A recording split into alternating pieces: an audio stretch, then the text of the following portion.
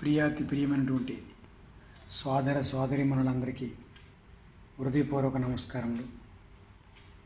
మీరందరూ సర్వకాల సర్వస్తులందరూ ఆ భగవంతుని ఆశీస్సులతో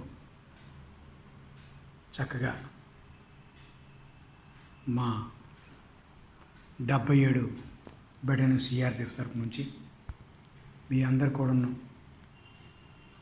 ఈ సర్వధర్మ ప్రార్థనా స్థలం సకుటుంబ సమేతముగా ఎల్లవేళలా సంతోషంగా ఉంటారని, ఈ 2025 మనము ఎన్నో కష్టాలు పడ్డాము, ఎంతోమంది ప్రయోజకులు అయ్యారు. మళ్ళీ 2026లో కూడా మీ కోరికలను అన్నీ తీరి సంతోషంగా ఉంటారని హృదయపూర్వక నమస్కారం.